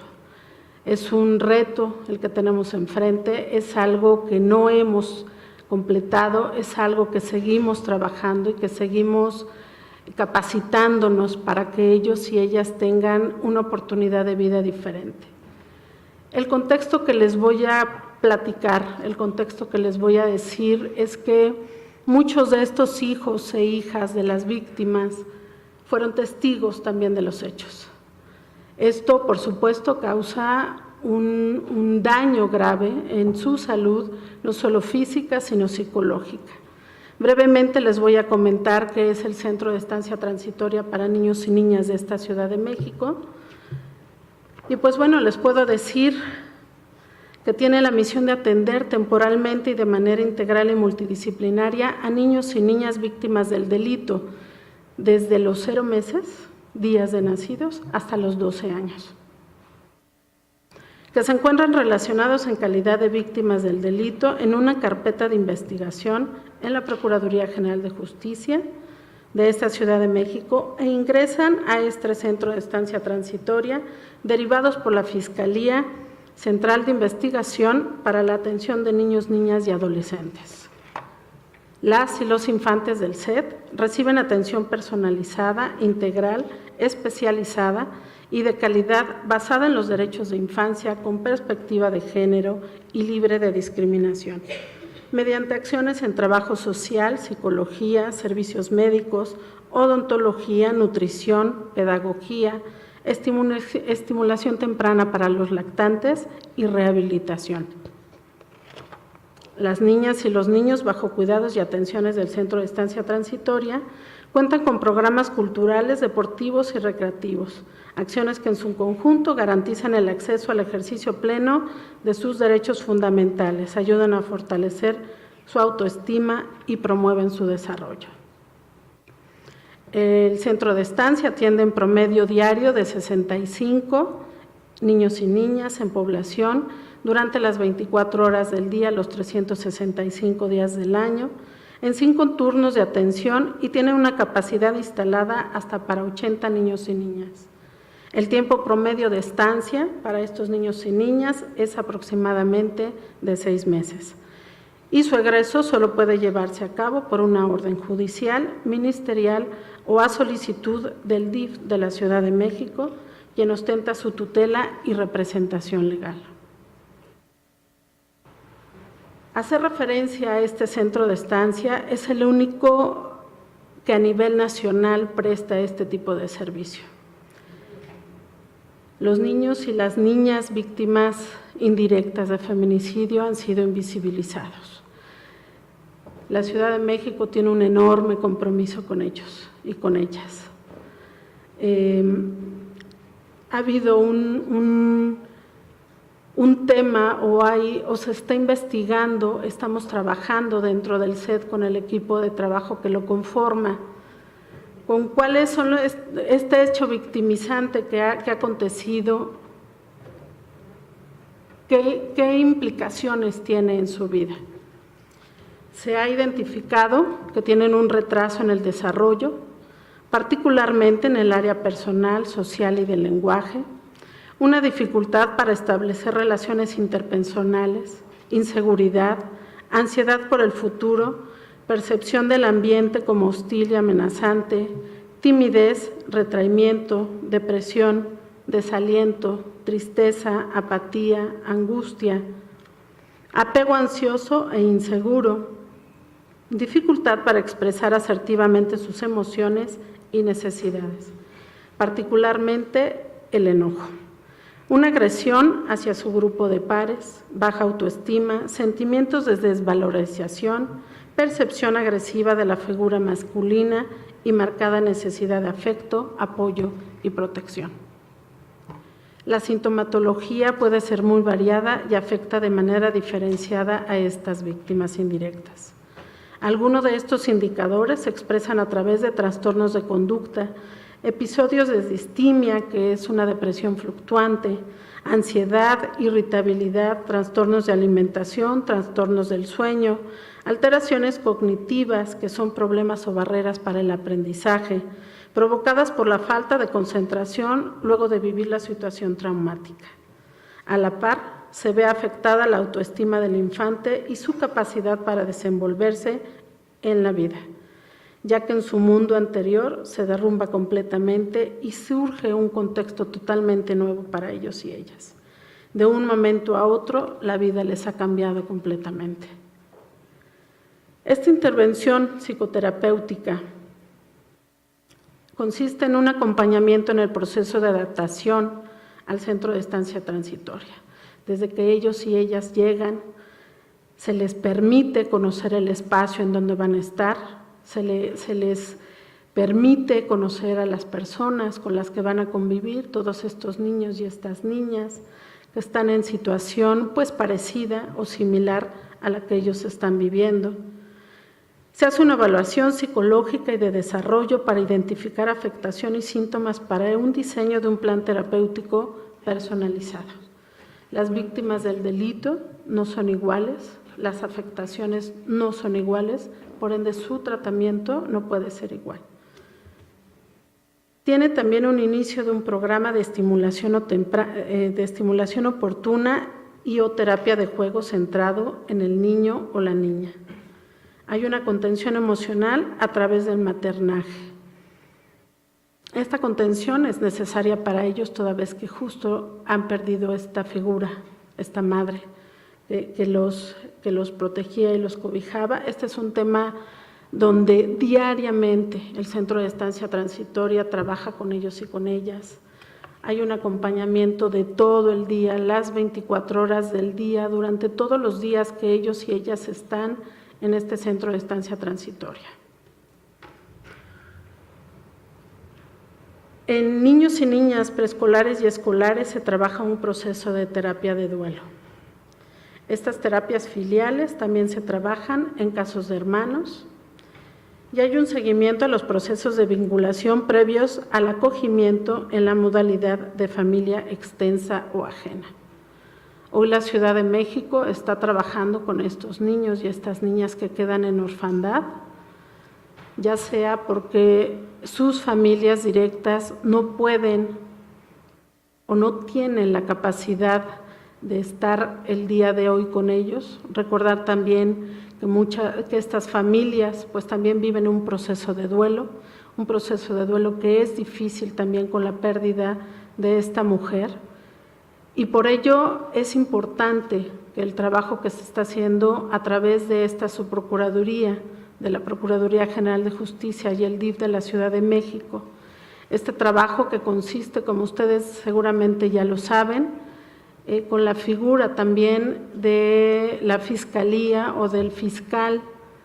de protección a la infancia. Estamos trabajando coordinadamente en esta modalidad de familia extensa o ajena, esta experiencia que estamos teniendo, este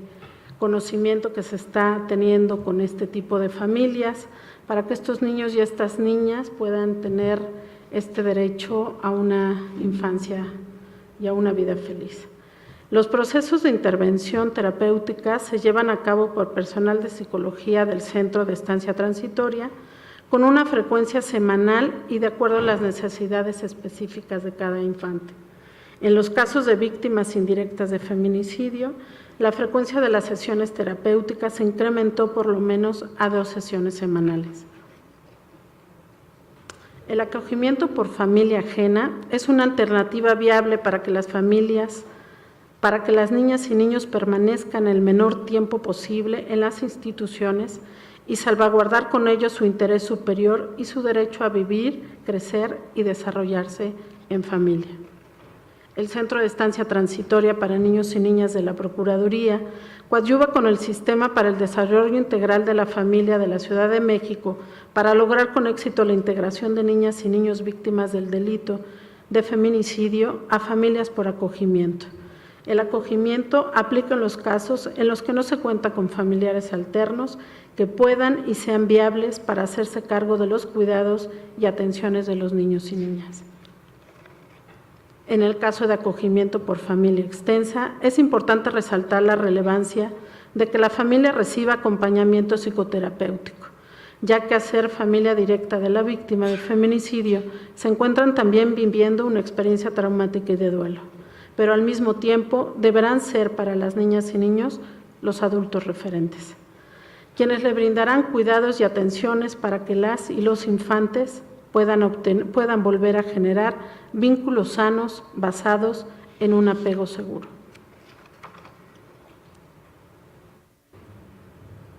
Por último, brevemente comentaré la importancia de la política de la victimología desde la Procuraduría General de Justicia, por lo que para la atención del tema se atiende a la estructuración propia de la política victimológica, partiendo de los ejes estructurales de prevención, atención, sanción y erradicación de la violencia contra las mujeres. En el tema de la prevención, la Procuraduría ha trabajado en el apuntalamiento de la detección de factores de riesgo para que a partir de ahí se pueda frenar cualquier posibilidad de que se siga violentando a la mujer.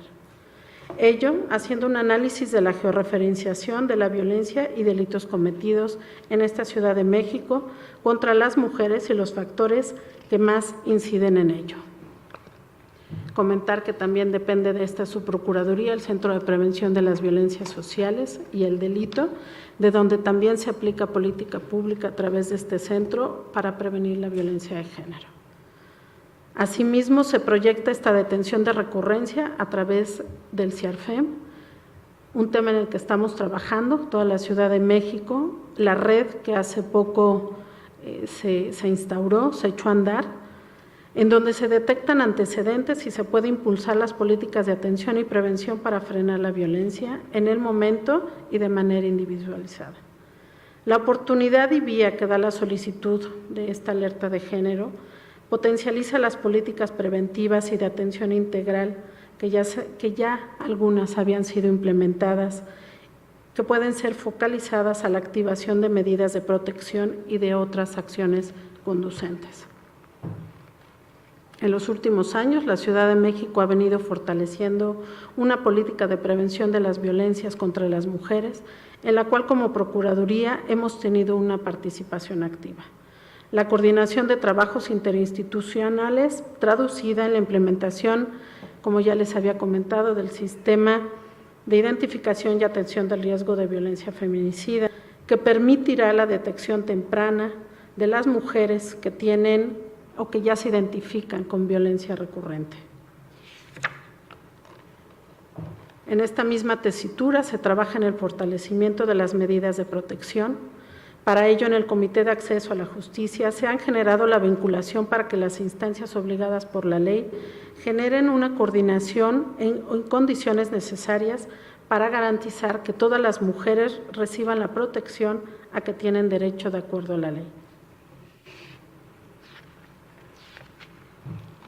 Con la creación de los Centros de Justicia para las Mujeres en esta Ciudad de México, desde agosto del año 2015, contamos con un modelo de intervención que incluye, junto con la atención especializada, estrategias orientadas al empoderamiento de las mujeres y acciones de formación para toda la comunidad en estos temas relacionados,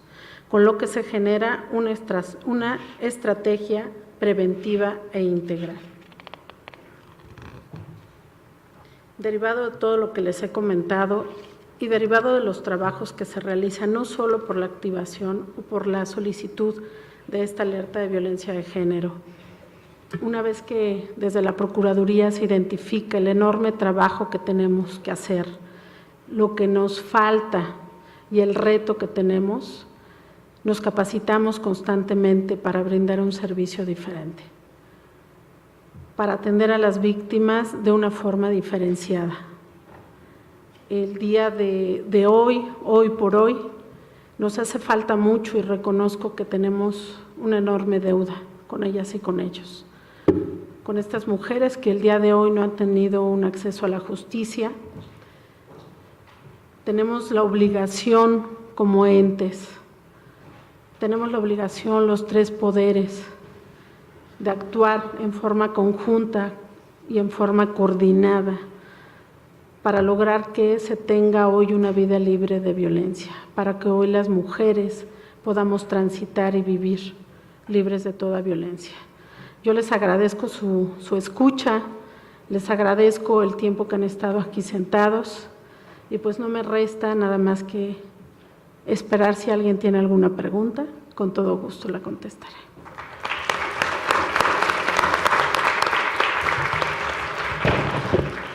Muchas gracias, su procuradora, por su presentación. Voy a dar paso a las preguntas que nos han transmitido. Me he permitido dividirlas por las personas a quienes van dirigidas. Las voy a resumir y les pediré a quienes me acompañan en esta mesa que las respuestas sean muy concretas y muy ejecutivas para no alargar más lo que resta de esta mesa. Estas preguntas van dirigidas a la licenciada Ana Laura Velázquez y serían las siguientes. ¿Qué considera que debió haber hecho la autoridad para que las víctimas indirectas del caso que comentó de la niña no fueran desplazados de su domicilio? ¿Qué recomendaciones de la Comisión Nacional de Derechos Humanos pudiera compartir respecto a violaciones cometidas por el primer respondiente? ¿Y de qué forma desde la sociedad civil se pueden apoyar a las víctimas de violencia en casos de que las medidas de protección no hayan sido suficientes para implementar el acceso del agresor o esta a su familia, para no permitir su acercamiento a la familia, a las víctimas? Bueno, sí. La última no la alcancé a escuchar muy bien, pero ahorita te pido de favor que me la repitas. Respecto al tema de la familia que se vio en la necesidad de desplazarse. Bueno, aquí el contexto es bastante complejo y voy a ser muy breve. Pues el tema, justo como se los compartí, es que la familia era prácticamente vecina de los responsables del feminicidio y estaban en una comunidad, de alguna forma cohabitando en este mismo espacio. Entonces aquí, a mi consideración, había dos opciones. Una es que se les garantizaran medidas de protección y seguridad. La otra es que si la familia así lo decidía, desplazarse a otra entidad, otra ciudad, se le proporcionan las medidas de atención correspondiente en estos casos. En estos casos, la Ley General de Víctimas señala que personas que se encuentran en una situación de desplazamiento interno o bien desplazamiento forzado tienen derecho a una serie de medidas, como es medidas para sustentar sus gastos de vivienda y gastos de alimentación y gastos de traslado cuando desean regresar y se les garantice un regreso seguro a su lugar de origen o bien donde habitaban de forma habitual. Es un caso complejo, entonces, bueno, desde mi punto de vista, estas eran las dos opciones. Recomendaciones de la Comisión de Derechos Humanos relacionadas a violaciones a primer respondiente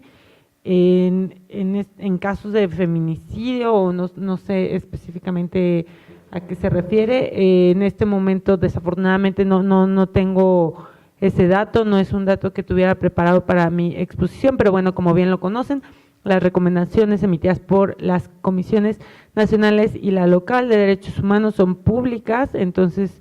creo que no hay ninguna problemática en encontrarlas, normalmente están disponibles en sus páginas de internet.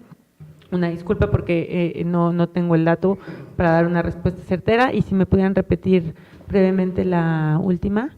Sí, ¿de qué forma puede apoyarse a las víctimas desde la sociedad civil Ajá. en el caso de que los medios de protección no hayan sido suficientes para limitar el acceso del agresor a su familia? Ah, ok. Bueno, hay diversas organizaciones y asociaciones que sirven como casas de refugio para mujeres que son víctimas de violencia. Entonces, en ese caso, pudieran acudir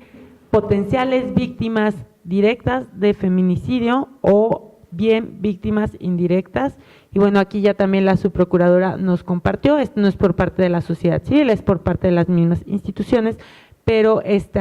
hogar, este refugio que se proporciona a menores que están en este caso pues en una situación de necesidad y de vulnerabilidad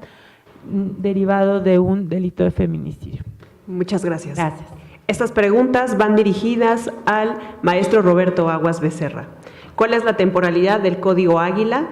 Si este Código Águila suple al Código Nacional de Procedimientos Penales en su artículo 137 referente a las medidas de protección. ¿Qué medidas sustantivas se están tomando para asegurar que se erradiquen los estereotipos y roles de género, de manera que se ofrezca una mejor atención y con perspectiva de género a las víctimas de feminicidio? Si existe la cifra oficial de feminicidios en la Ciudad de México, si la Fiscalía cuenta con un registro público de estadísticas de feminicidio y dónde pueden ser consultadas. Otra pregunta es, ¿cuál es la sanción que se aplica y si se aplica alguna sanción en el caso de que los funcionarios o funcionarias no apliquen el protocolo de investigación del delito de feminicidio? Y la última, ¿cuáles son los protocolos para que los servidores públicos que hagan valer el derecho de respeto a las víctimas y que no sean acosadas, perdón, así está la redacción, en caso de que exista un acoso sexual hacia las usuarias? Y la última, si consideran que hay una estructura legalmente para la Procuraduría, ¿por qué considera que la Procuraduría aún existe desconfianza respecto al tema de la denuncia?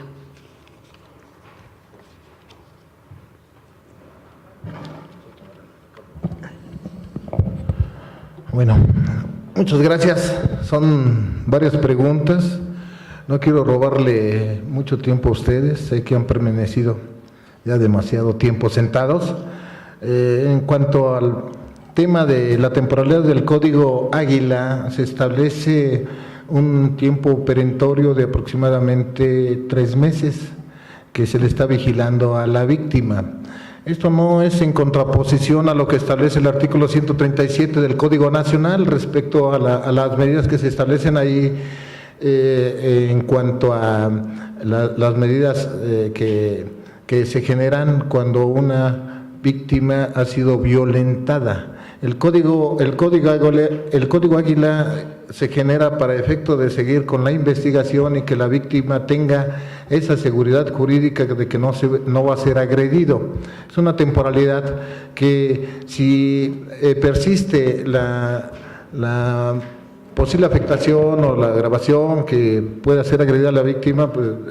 se puede volver a solicitar, ahí no hay ningún problema porque se continúa con la integración en una carpeta de investigación. Respecto a la perspectiva de género, ya se ha establecido con el señor subprocurador, el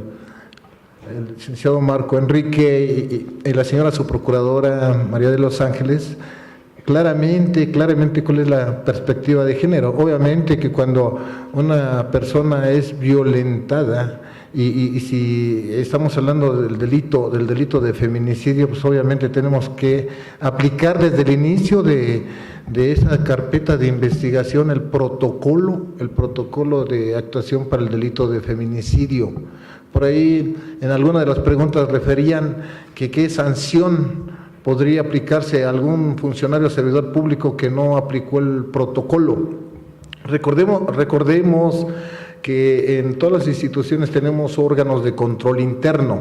En este caso, en la Procuraduría de la Ciudad de México, nosotros tenemos visitaduría, tenemos contraloría y tenemos la Fiscalía de Servidores Públicos. En primera instancia, si no se aplicó ese protocolo, es inequívoco, ineludible que se le tiene que dar vista al órgano de control interno como visitaduría. Posteriormente de ese análisis puede dar como consecuencia alguna responsabilidad penal por el funcionario, porque es muy claro que es una obligación que cuando se comete el delito en agravio de una mujer y se reúnen las hipótesis que establece el protocolo, inmediatamente se debe activar ese protocolo. No hay vuelta de hoja, puede surgir consecuencias tanto administrativas como penales para el funcionario que no cumplió con ese protocolo. La última pregunta no la entendí, lo del acoso sexual, ahí sí no la vi estructurada, no sé si sea el acoso sexual dentro de las instituciones, no sé, no entendí la pregunta. ¿Cuál o cuáles son los protocolos para los servidores públicos para que se haga valer este respeto y no exista acoso sexual hacia las usuarias? Bueno, por principio de cuentas, todos los funcionarios, servidores públicos deben de guardar respeto, estamos de acuerdo, y no solamente hacia las usuarias, sino a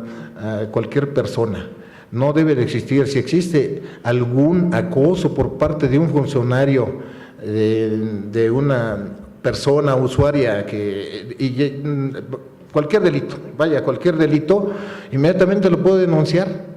Ese es obviamente que es un delito que está cometiendo el funcionario, ahí no hay vuelta de hoja. Tenemos los órganos, como en la Fiscalía para Servidores Públicos, esa persona puede ser incluso llevada ante un juez de control para que lo vinculen por ese delito.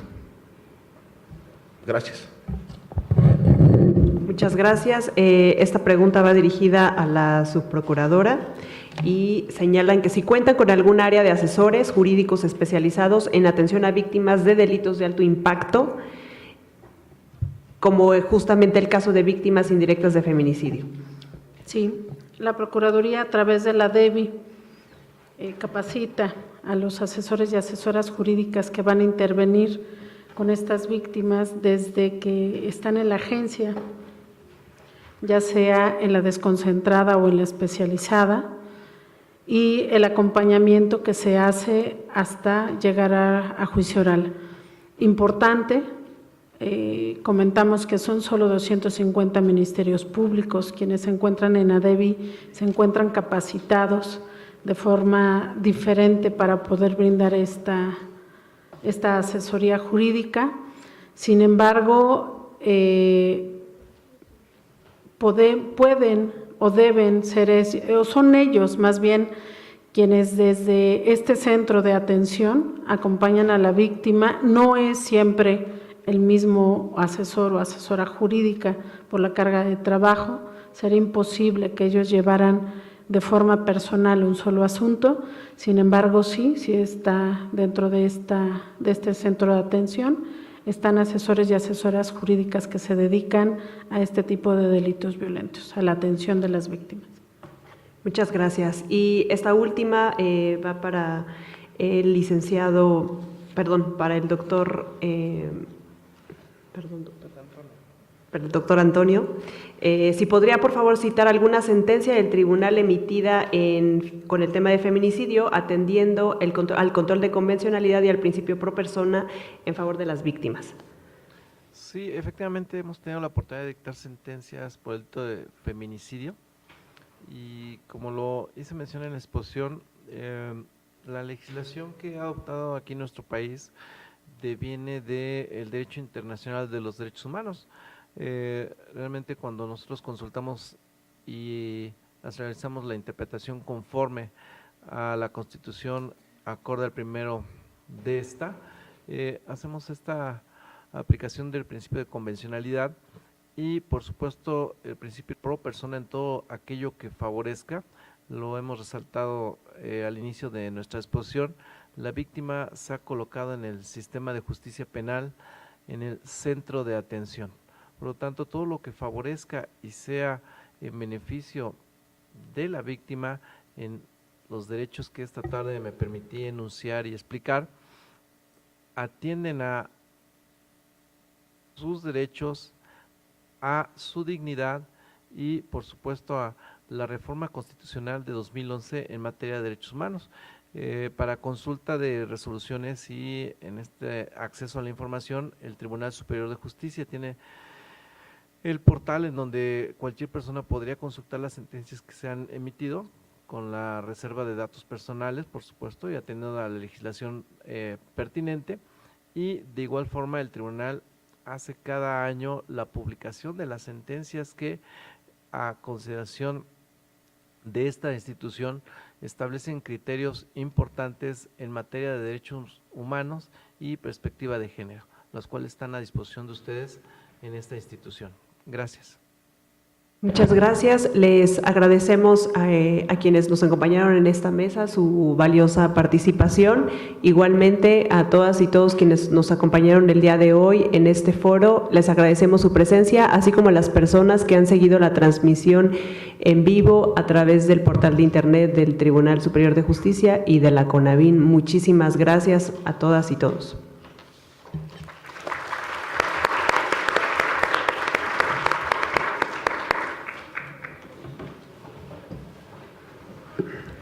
Les recordamos que los esperamos para el registro mañana a partir de las 9 de la mañana para comenzar actividades a las 10 en punto.